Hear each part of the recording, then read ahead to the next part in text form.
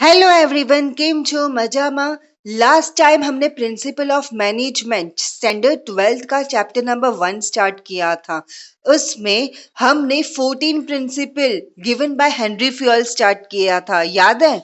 Okay, so let us start with small introduction about myself. My name is Kunjan Kohli. मेरा qualification है M Com और मुझे 4 years of experience है of teaching theory subjects of commerce. मैं वसी waste में रहती हूँ।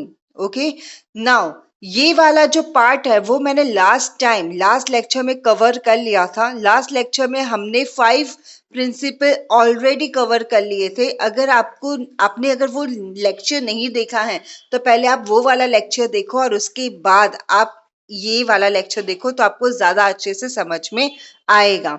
तो हमारा 6 पॉइंट क्या है? Subordination of individual interest to the organisation interest. अब इसका मतलब क्या होता है? अच्छा, मुझे एक चीज बताओ, यहाँ पे आपका एग्जाम्पल जो है ना वो क्रिकेट दिया हुआ है, तो हम लोग क्रिकेट मैच की तरह ही हम लोग देखते हैं। मुझे एक चीज बताओ, क्रिकेट टीम में टोटल कितने मेंबर्स का योगदान रहता है जिससे हम लोग टीम जीत पाए? कितने जन चाहिए हमें?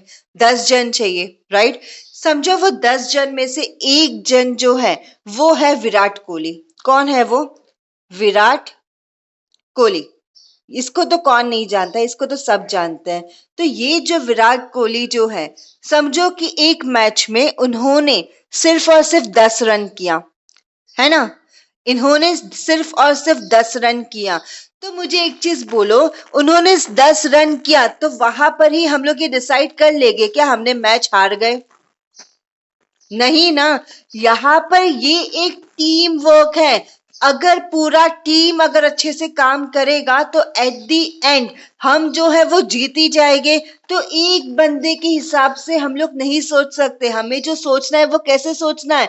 As a team. अगर टीम परफॉर्मेंस अच्छा है तो मैच वो हम जीतेंगे ही जीतेंगे। तो यहाँ पर ये वाला जो पॉइंट है, principle of subordination interest to the organisation interest, यहाँ पर सबऑर्डिनेशन का मतलब जो होता है वो क्या होता है? एम्प्लॉइज। सबऑर्डिनेशन का मतलब क्या होता है? एम्प्लॉइज। ये बताता है, ये जो पॉइंट है वो ये बताता है कि हमें सिर्फ और सिर्फ एक एम्प्लॉय के बारे में नहीं सोचना है, हमें सारे एम्प्लॉयज के बारे में सोचना है। हमें वो सारे वर्कर्स के बारे में सोचना है, वो सारे एम्प्लॉयज के बारे में सोचना है जो हमारे यहाँ पे जॉब करते हैं। सो according to this principle, the interest of an individual must be given less important। मतलब एक जन का जो इंटरेस्ट है उसको हमें लेस इंपॉर्टेंट देना है than the interest of the organisation. मतलब ऑर्गेनाइजेशन का जो इंटरेस्ट है, ऑर्गेनाइजेशन का जो इंटरेस्ट है उसे हमें ज्यादा इंपॉर्टेंस देना है और एक एम्प्लॉय का जो इंटरेस्ट है उसे हमें कम इंपॉर्टेंस देना है। वही ये पॉइंट बोल रहा है कि एक एम्प्लॉय जो है उसका इंटरेस्ट को हमें कम इंपॉर्टेंस देना है और ऑर्गेनाइजेशनल इंटरेस्ट को हमें ज्यादा इंपॉर्टेंस देना है। While taking decision in an organization, the manager should always consider the interest of a whole group। whole group मतलब पूरे organization के बारे में सोचना है rather than a single employee। एक single employee के बारे में नहीं सोचना है, हमें पूरे ग्रुप के बारे में सोचना है। अगर एक विराट कोहली के कम रन मारने से हम हार नहीं जाते तो यहाँ पर हमें एक विराट कोहली के बारे में नहीं सोचना है, पूरे की पूरे टीम के बारे में सोचना है, right? Similarly, the employee should protect the interest of the organization first and his personal interest should be subordinate। मतलब हर एक एम्प्लॉय को खुद का इंटरेस्ट बाद में देखना है और ऑर्गेनाइजेशन का इंटरेस्ट जो है वो पहले देखना है। तो सबसे पहले आपको किसके इंटरेस्ट को प्रोटेक्ट करना है? ऑर्गेनाइजेशन के इंटरेस्ट को पहले आपको प्रोटेक्ट करना है और पर्सनल इंटरेस्ट को, एम्प्लॉय के इंटरेस्ट को हमें बाद में देखना है, right? For example, in each game, the players are always thinking about winning the match as a team rather than their individual record। यहाँ पर वही बताना है कि इंडिविजुअल रिकॉर्ड के बारे में हम लोग नहीं देखते हैं, एक टीम बन के आप कैसे खेल रहे हो वही हमें मैच जो है वो जिताते हैं। यहाँ पे आपने बहुत सारे मैचेस देखे हुए रह गए जहाँ पे विराट कोहली ने 0 रन पे वो आउट हो गए हैं। उसका ये मतलब तो नहीं बनता ना कि हम लोग वो मैच हार गए हैं। आई होप कि ये वाला जो प्रिंसिपल है, principle of subordination of individual interest to organisation interest, ये आपको समझा। यहाँ पर सिर्फ यही बताया गया है कि ऑर्गेनाइजेशन की इंटरेस्ट को ज्यादा इंपॉर्टेंस देना है, पूरे ग्रुप को ज्यादा इंपॉर्टेंस देना है, rather than a single employee को, एक सिंगल सबॉर्डिनेट को हमें कम इंटरेस्ट देना है, मतलब कम उनके ऊपर ध्यान देना है। सेकेंड पॉइंट क्या है? Next point is principle of centralisation. Centralisation, okay, यहाँ पे आपको दो वर्ड आपको जानने हैं, one is centralisation and second one is decentralisation. Centralisation का मतलब क्या होता है? कोई भी ऐसी चीज जिसको आपको ही ध्यान रखना है, आप किसी और को नहीं दे सकते। ओके, यहाँ पे हम लोग एक एग्जाम्पल लेते हैं रिलायंस कंपनी का। मुझे एक चीज बोलो, रिलायंस कंपनी किस पे ध्यान देते हैं ज्यादा में ज्यादा? बोलो, आपको पता है रिलायंस कंपनी के, आपको ये तो पता होगा कि स्पाइसेस आते हैं उनके, है ना? रिलायंस कंपनी की एक ज्वेलरी की शॉप भी है, एक्सेट्रा एक्सेट्रा एक्सेट्रा। मुझे एक चीज बोलो यहाँ पर कि अंबानी जो है, जी जो है, वो हर एक चीज को बारीकी से देख पाते होगे? नहीं। तो यहाँ पे उन्हें क्या करना पड़ता होगा?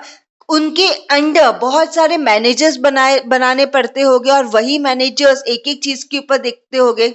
जैसे कि ओके, मैंने एक स्पाइसेस आपको एग्जांपल दिया है और दूसरा मैंने जो एग्जांपल दिया है वो क्या है? ज्वेलरी के बारे में एग्जांपल दिया है, राइट? तो यहाँ पे एक मैनेजर स्पाइसेस के ऊपर रहेगा और एक मैनेजर जो रहेगा वो ज्वेलरीज के बारे में देखते रहेंगे। Now what do you mean by centralisation and decentralisation? जो भी इंपॉर्टेंट थिंग है, जो भी ऐसी चीज है जिससे रिलायंस कंपनी को जो है वो फर्क पड़ता है, जिससे रिलायंस कंपनी के शेयर्स को फर्क पड़ता है, उसको हम लोग को सेंट्रलाइज करना पड़ेगा। सेंट्रलाइज का मतलब क्या होता है? जिसको अंबानी जी को खुद को देखकर ही बाद में आगे काम चलाना पड़ेगा। डिसेंट्रलाइजेशन का मतलब क्या होता है कि वो चीज चले ना चले उससे अंबानी जी को ज्यादा फर्क नहीं पड़ता है। तो वो चीज जो है वो डायरेक्टली मैनेजर को दे सकता है, मैनेजर को क्या बोल सकता है? आप देख लो, आपको जैसा लगे वैसा कर लो। लेकिन कोई ऐसी चीज है जिससे आपके प्रॉफिट्स जो है वो हार्म हो सकते हैं, वो तो आपको खुद को ही देखना पड़ेगा। हाँ या ना? राइट है कि रॉन्ग है? So let us learn this. Centralisation refers to the concentration of power and authority. Centralisation का मतलब भी यही होता है कि जो पावर्स होती है, जो अथॉरिटी होती है, वो किस प्रकार दे, right? In some organisation this power is vested in one hand और फ्यू हैंड्स। कोई कोई छोटी ऑर्गेनाइजेशन होती है, जैसे कि हमारे यहाँ पे जो छोटे छोटे शॉप्स होती है, वहां पे जो मालिक होता है वही बॉस होता है, तो सारे जो भी पावर होते हैं वो उनके हाथ में होते हैं, राइट? या फिर उनके फैमिली मेंबर्स के हाथ में होते हैं, हाँ या ना? राइट? तो यहाँ पर अगर कोई ऑर्गेनाइजेशन छोटी है तो वहां पे जो पावर्स होते हैं वो एक हाथ में होती है या फिर फ्यू हैंड्स में होती है। This situation occur in small organisation. ऐसी सिचुएशन जो है वो कहाँ पे अकर होती है? स्मॉल ऑर्गेनाइजेशन में।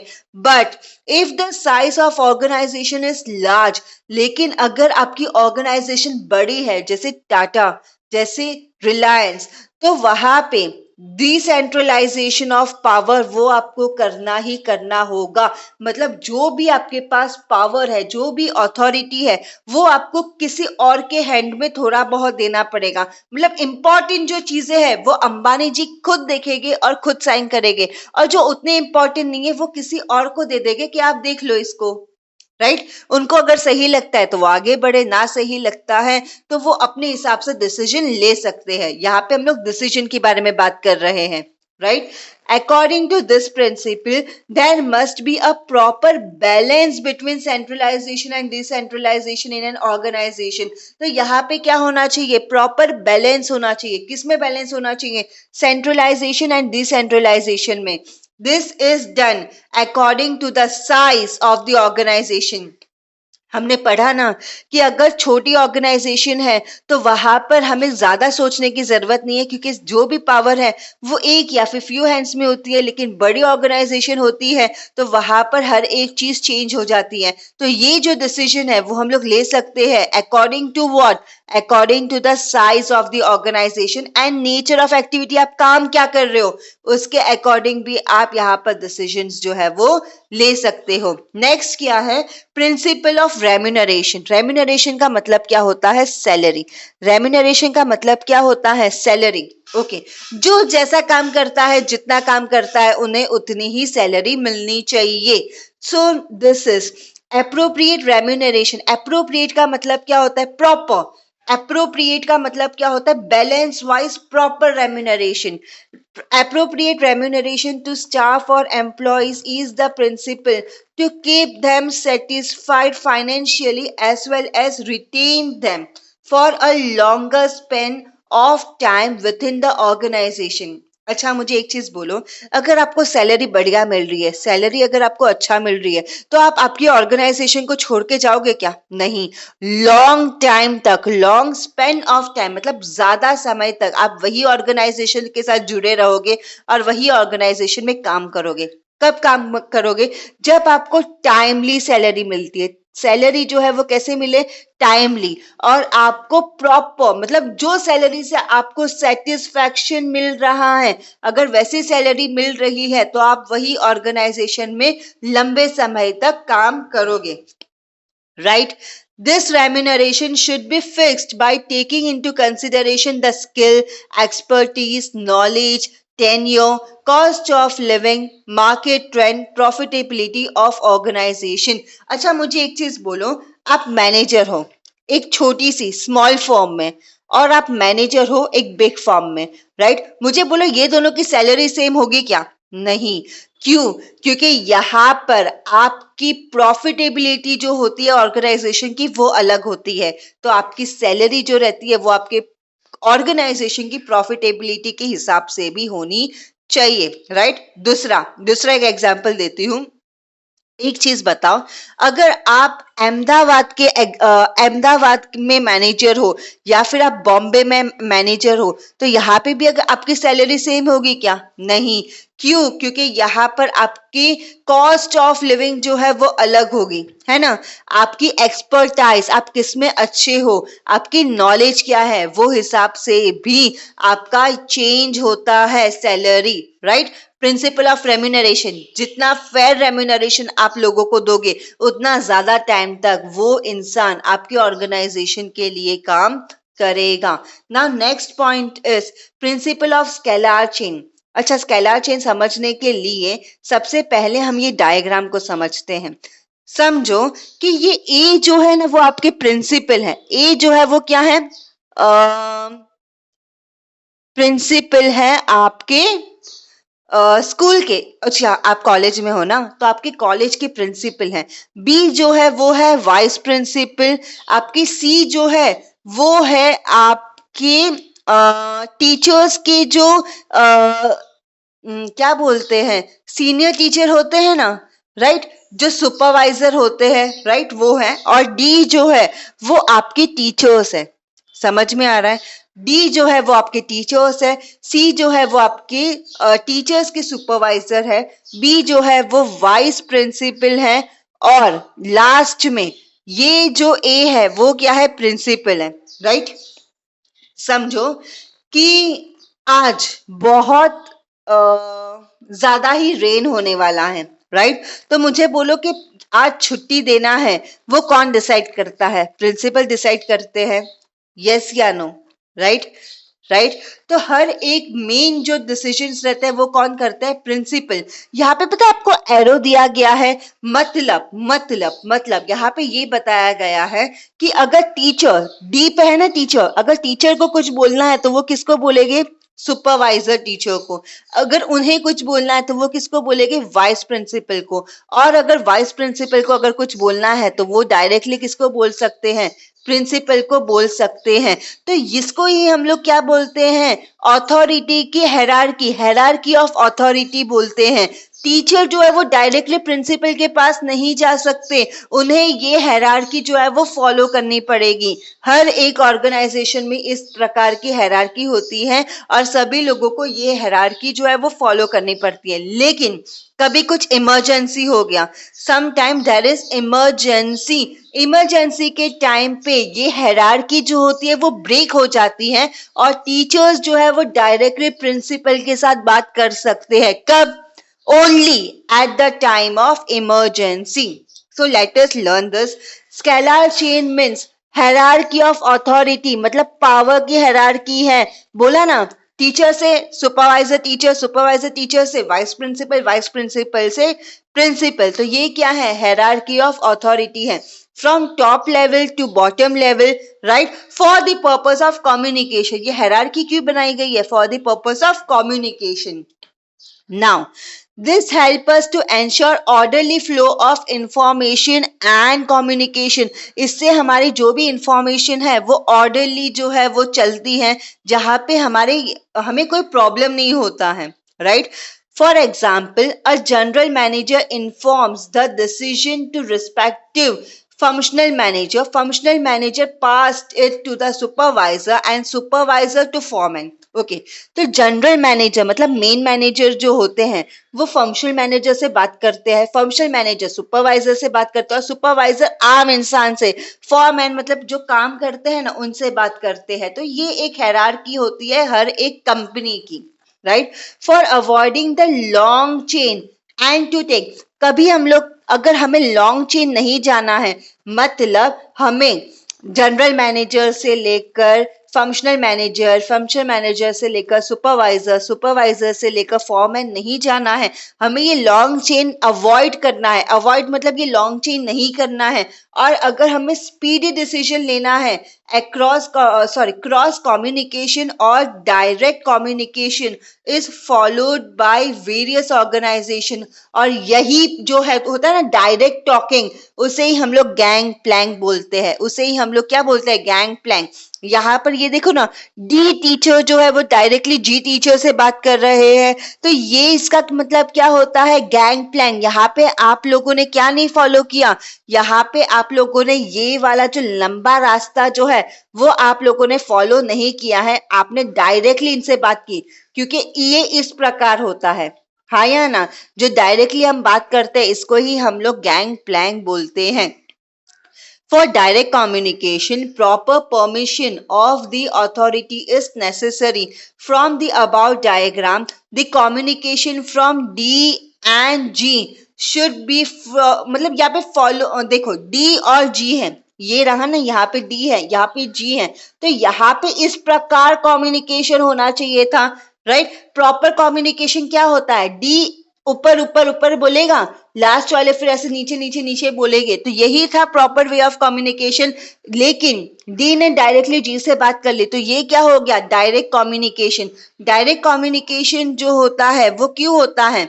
बट टू अवॉइड डिले और इन इमरजेंसी सिचुएशन, कभी कोई इमरजेंसी सिचुएशन हो जाती है या ऐसा कुछ हो जाता है, तब हम लोग डायरेक्ट कम्युनिकेशन जो है वो कर लेते हैं और हम लोग हायरार्की ऑफ अथॉरिटी जो है वो फॉलो नहीं करते हैं।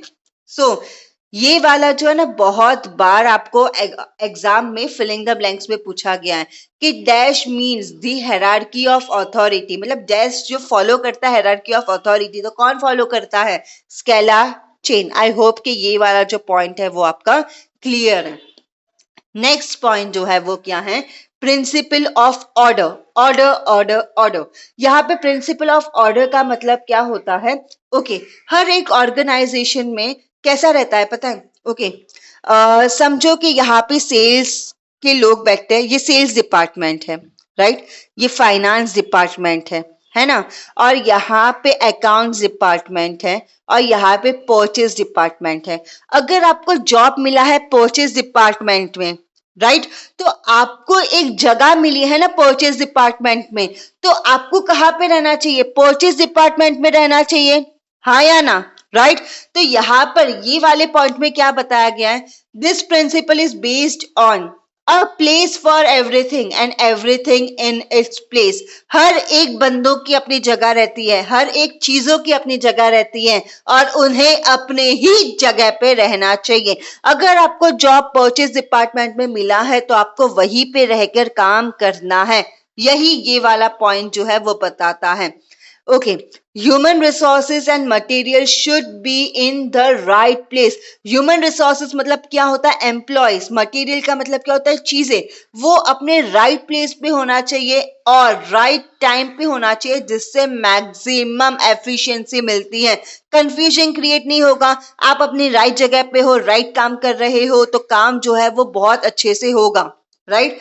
Human resources should be placed at right place on and on right job. अगर आप फाइनेंस में अच्छे हो तो आपको फाइनेंस की जॉब मिलनी चाहिए, सेल्स में अच्छे हो तो सेल्स की जॉब मिलनी चाहिए।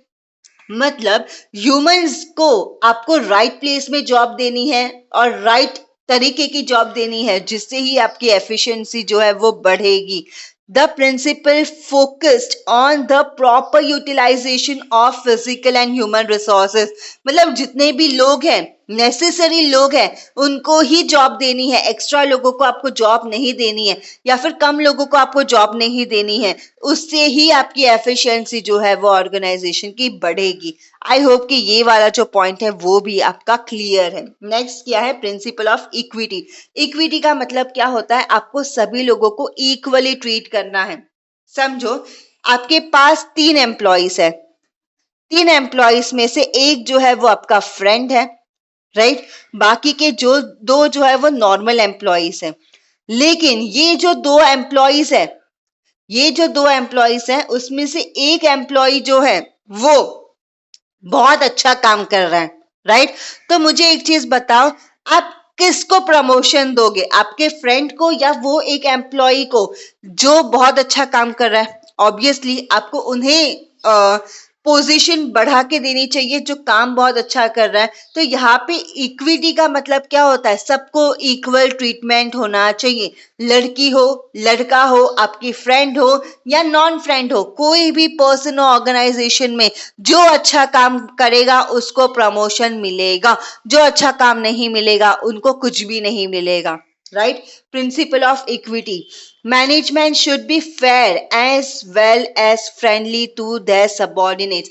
सबॉर्डिनेट्स का मतलब होता है एम्प्लॉयज। तो फेयर भी होना चाहिए और फ्रेंडली भी होना चाहिए उनके सबॉर्डिनेट्स से।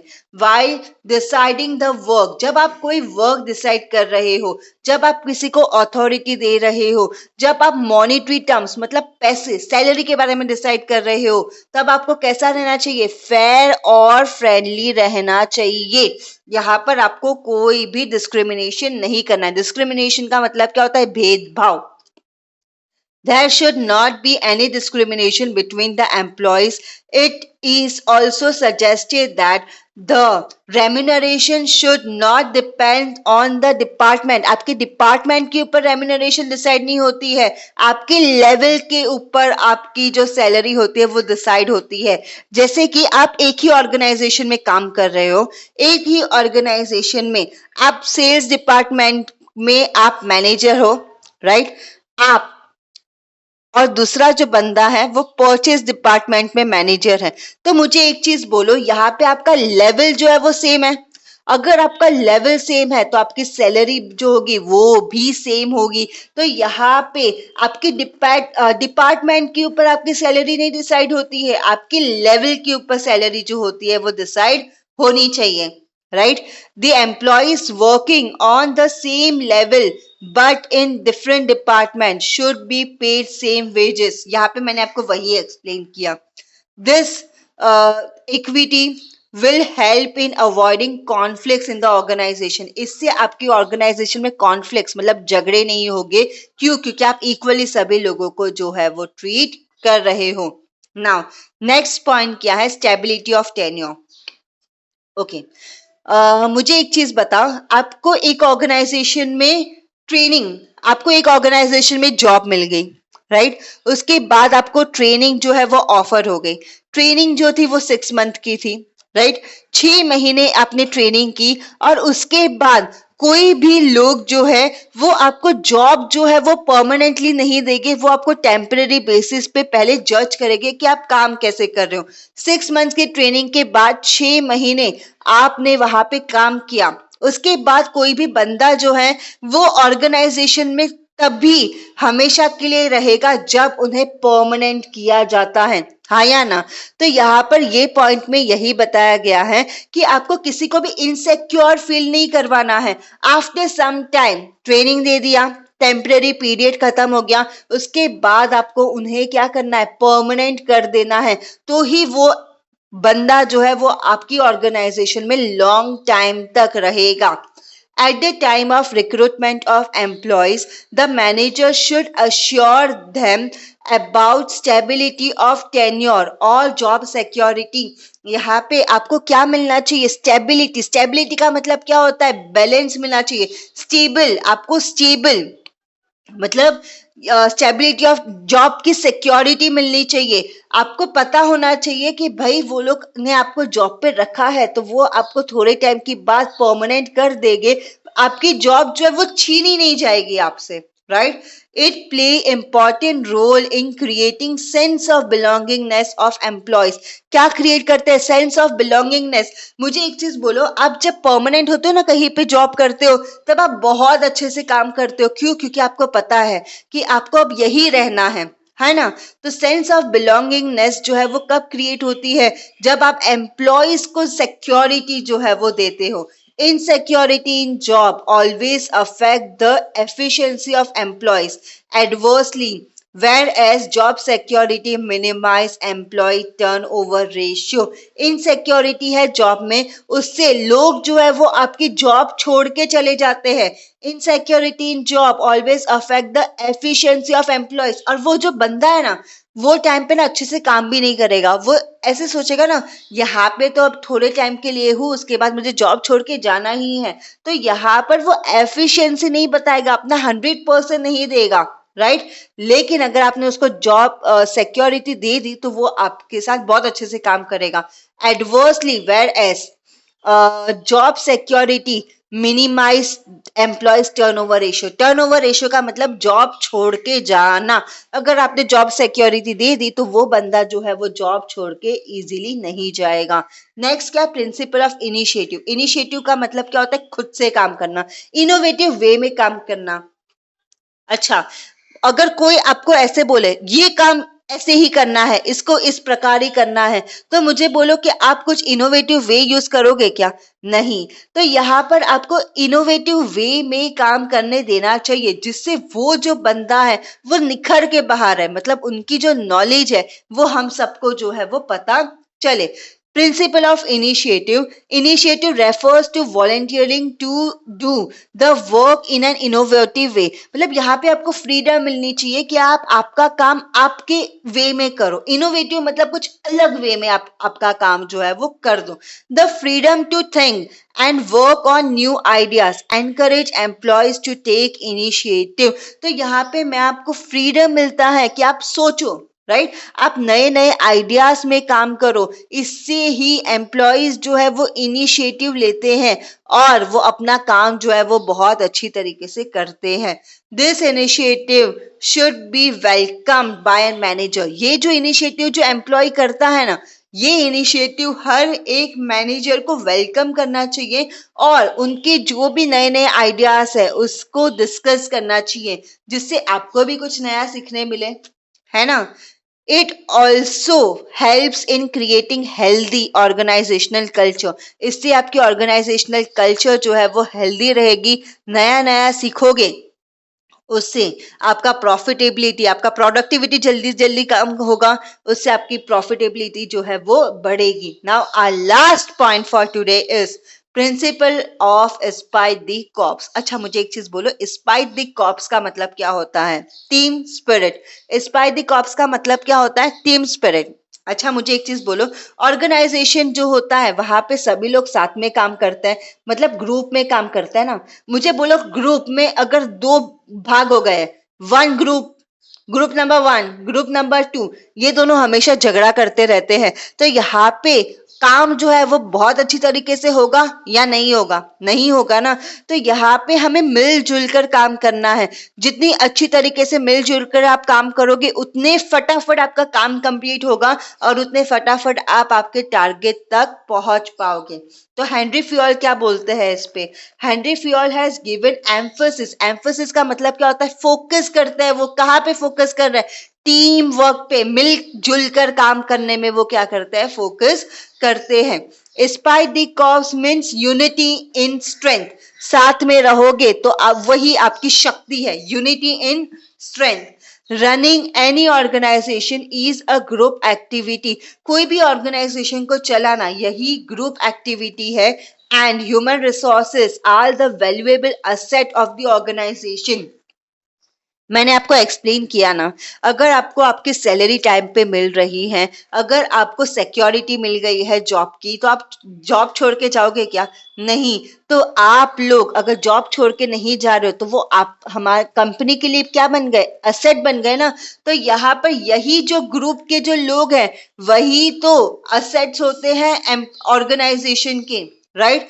If all employees are working as a union, मतलब सभी लोग मिलजुल के काम करते हैं एंड म्यूचुअल ट्रस्ट है एक दूसरे के ऊपर, the difficulties can be solve easily. अगर कोई भी डिफिकल्टी आ गई है तो वो डिफिकल्टी को हम लोग आसानी से सॉल्व कर सकते हैं। कब सॉल्व कर सकते हैं? जब सभी लोग मिलजुल कर काम करते हैं। Therefore, as a leader, manager should create a spirit of teamwork. यहाँ पर एक लीडर, अगर आप एक लीडर हो तो एक मैनेजर को टीम वर्क जो है, उसकी स्पिरिट जो है वो ऑर्गेनाइजेशन में क्रिएट करना होगा। लोगों को टीम वर्क में काम करने बोलना होगा। लोगों को टीम वर्क का मीनिंग समझाना होगा, राइट? And understanding. और यहाँ पे जितने भी एम्प्लॉयज हैं उनको आपको अच्छे से समझना होगा, तो ही आप अचीव कर पाओगे। किसे अचीव कर पाओगे? ऑर्गेनाइजेशन के गोल को easily. I hope with this आपको ये वाला जो पॉइंट है वो क्लियर हो गया। तो हमने आज 14 प्रिंसिपल्स जो है वो कंप्लीट कर लिए हैं। Thank you very much for listening my lecture. अगर आपको मेरा लेक्चर बिल्कुल पसंद आया, थोड़ा सा भी पसंद आया, then please like and subscribe. Thank you very much.